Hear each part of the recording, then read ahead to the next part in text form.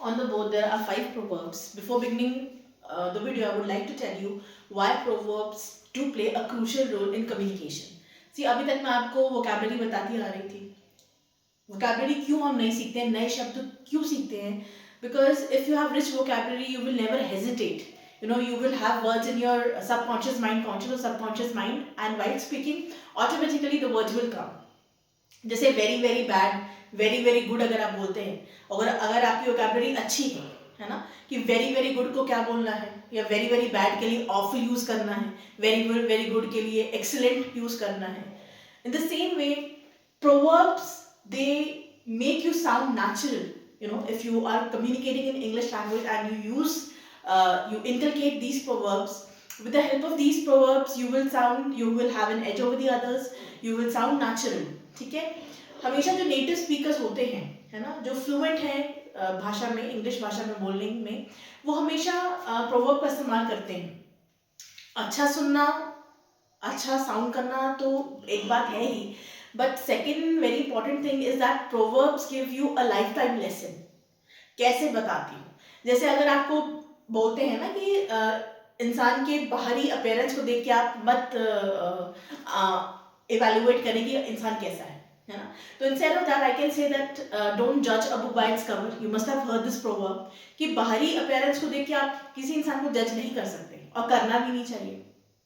एक और प्रोवर्ब जैसे एग्जाम्पल लेके बताती हूँ कि कहा जाता है ना कि time and tide wait for none, कि समय किसी के लिए नहीं रुकता है ना. It is equal for all, therefore use it wisely.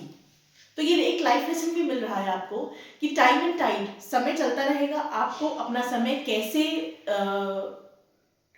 Divide करना है between all the chores that you have in your life.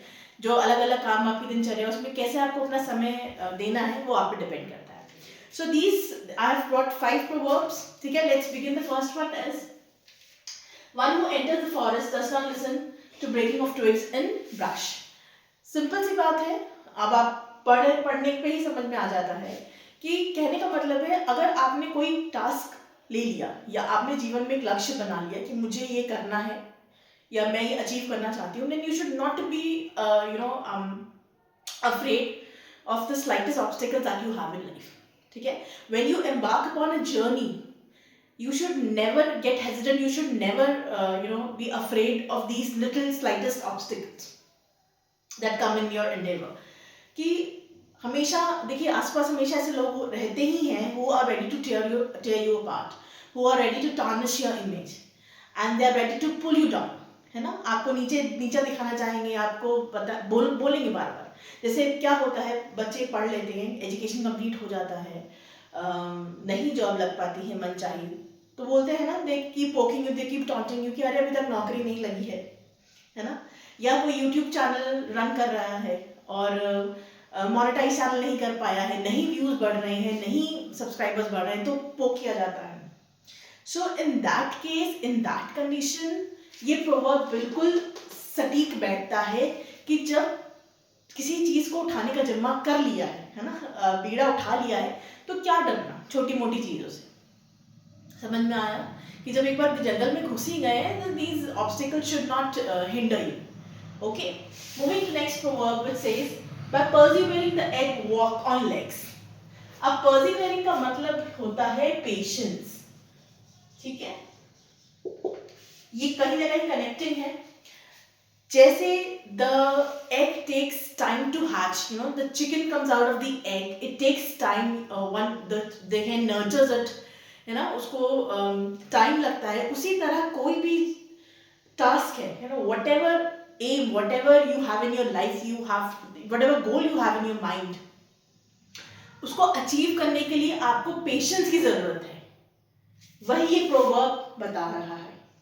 And if you inculcate this in your communication, it will definitely have a wonderful impact on the person who's hearing, जो सुन रहा है, जो आपको समझ रहा है.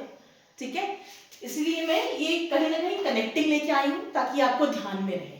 Okay, moving to next proverb, better a curtain hanging motionless than a flag blowing in the wind. Now this is a kind of I would say ये एक रिमाइंडर है for the young generation, for the people who are they who switch partners as if they are switching clothes, ये बताता है कि आपको you should be loyal, you should be there should be honesty in a relationship. ठीक है, आप किसी आपका जो पार्टनर है, देखिए क्या कह रहा है, better a curtain hanging motionless than a flag blowing in the wind. इसे घर में एक पर्दा टंगा रहता है, उसी तरह आपको भी अपने पार्टनर के साथ लॉयल होना चाहिए. ठीक है, you should avoid fidelity. Moving to next proverb, the bush in which you hide has eyes. Hindi में सुनते आ रहे हैं, दीवारों के भी कान होते हैं. So this proverb tells us that we should be cautioned and we should be careful to whom we are telling a secret. Generally क्या होता है, आप अपना कोई राज या अपनी कोई ऐसी बात किसी को बताते हो और वो आगे चार लोगों में बता देता है, तो क्या होता है ना. तो वही ये बता रहा है, the bush in which you hide has eyes. You should be cautioned. जो भी आपका ट्रस्टवर्दी पर्सन है, आपको ध्यान से सब चीजें दिमाग में रखते हुए सोच समझ के अपना कोई भी सीक्रेट शेयर करना चाहिए, है ना. The last one is when the back tears, shoulders get a rest. When the back tears, shoulders get a rest. Now this is a proverb, which depicts or which tells us that one should have faith in the plans of God. होता क्या है, कभी कभी जो हमने चाहा कि हम ये अचीव कर लेंगे या हम ये करना चाहेंगे, वो नहीं कर पाए, पर XYZ रीजन नहीं हो पाया, है ना. तो उन लोगों के लिए कि वो लोग हारे नहीं, परेशान नहीं हो, है ना. बोलते हैं ना, अगर कुछ जो मन का चाहा तो अच्छा है और मन का ना हो तो और भी अच्छा है. ठीक है, वही ये बात है कि आपको ईश्वर पे विश्वास होना चाहिए. he has something, he knows better. उन्हें ज्यादा अच्छे से पता है कि हमें क्या चाहिए. ठीक है, तो when the back tears, shoulders get a rest. आपको गिव अप नहीं करना है. इसका मतलब ये नहीं कि आप गिव अप कर दो, हार मान के बैठ जाओ, नहीं. हार्ड वर्क करते रहिए, आज नहीं तो कल जरूर सुना जाएगा. So tell me in the comment section which proverb was your favorite, and tell me do try to inculcate in your communication. ठीक है, thank you for watching and being with me.